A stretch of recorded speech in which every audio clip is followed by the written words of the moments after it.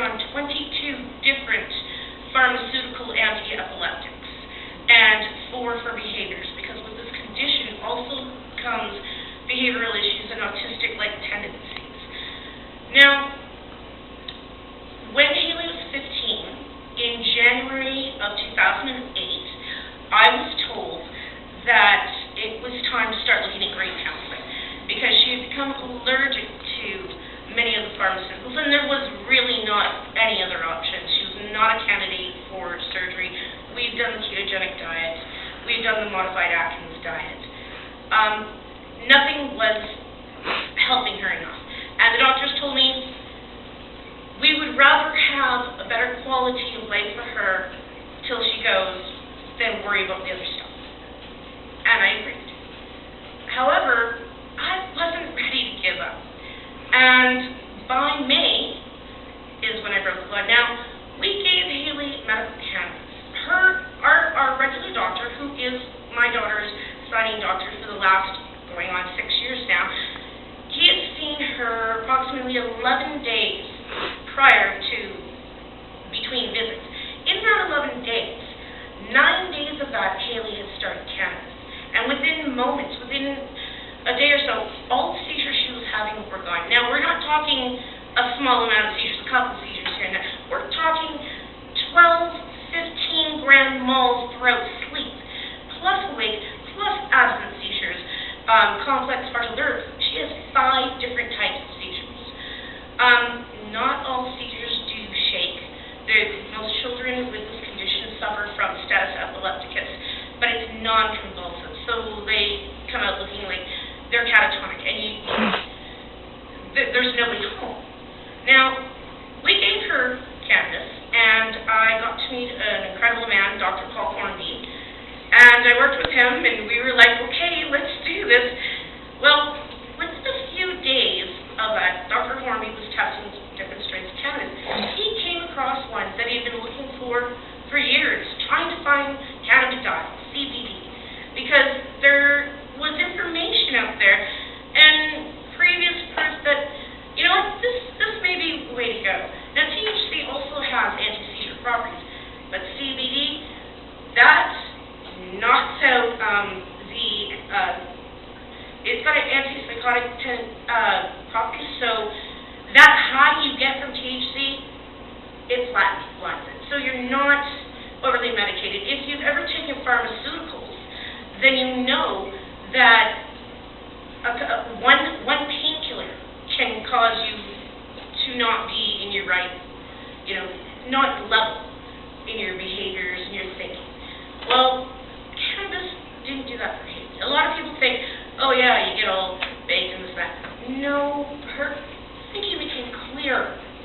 She was able to speak, she was able to think. Her learning has progressed immensely over the years. We tried medication, and within a few days, Dr. Paul tested the strain, and it came out with CBD. Immediately, he called me. I went down there, we got it, we devised a plan of how we were going to attempt to do this and where we were going to go from here.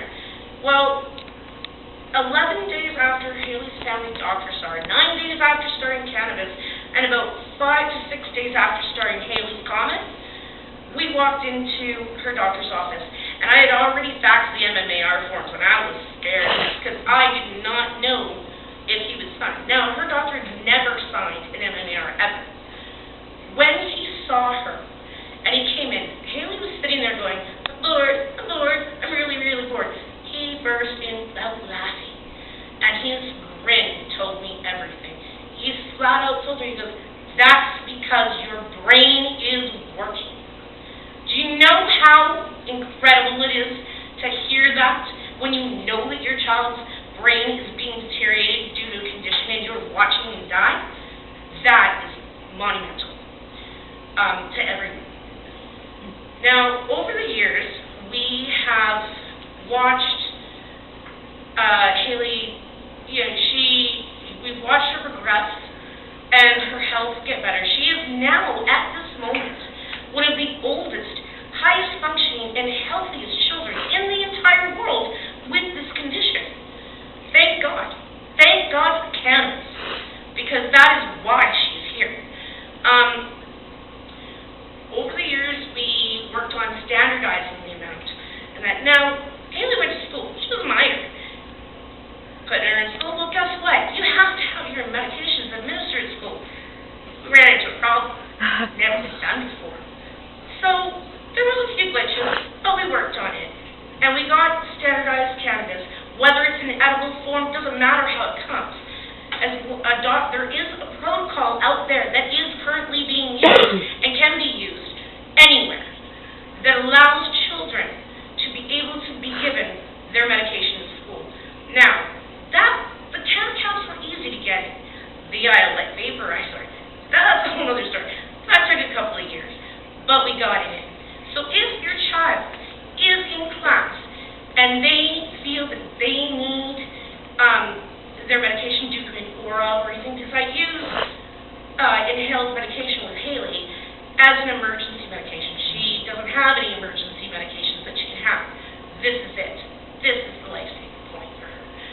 Now, it took a while. We got into play, and yes, the staff in the school system, although they're wary of it, they can be trained to administer. They've even been trained to load, unload, and administer it to your child. It's not your child's responsibility when they're in the classroom to do it, because they are a child. That is their medication. It has to be looked at as everything else. An inhaler, EpiPen. If you have diabetes and you need your insulin, there is no reason for anyone to wait on that life-saving point.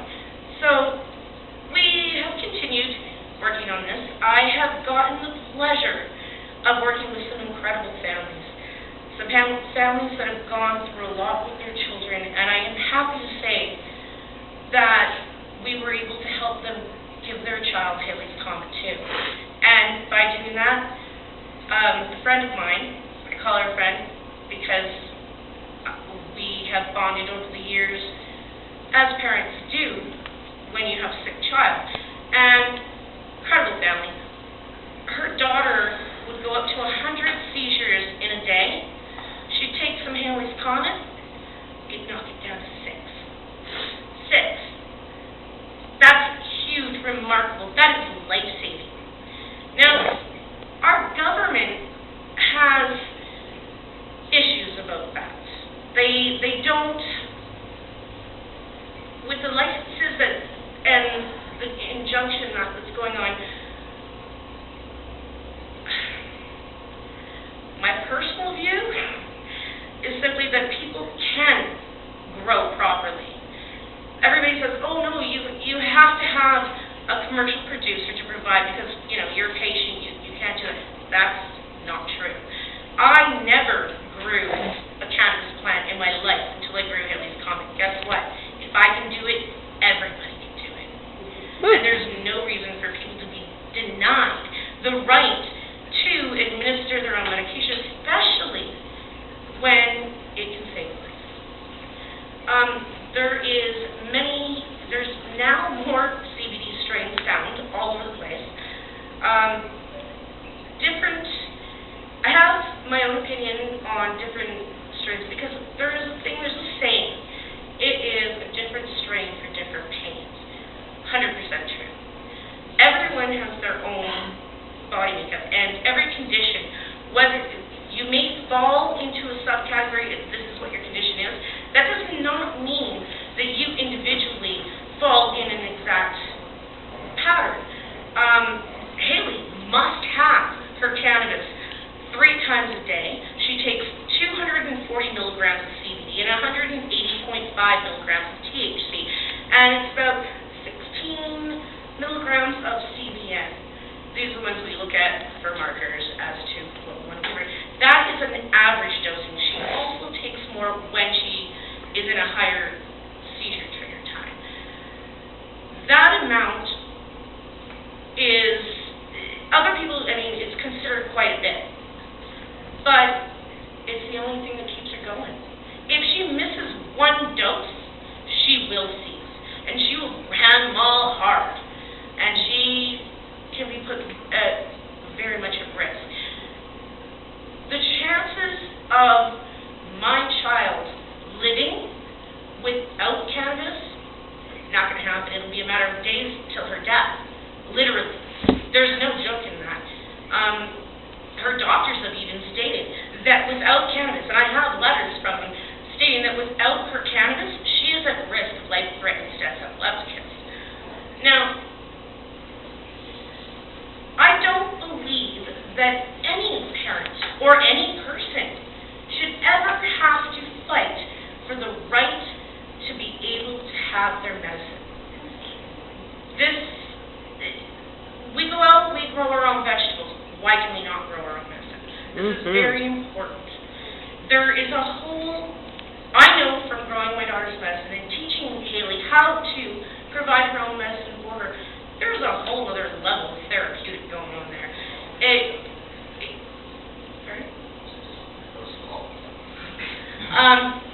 So there's a whole other level that I think gets overlooked quite often.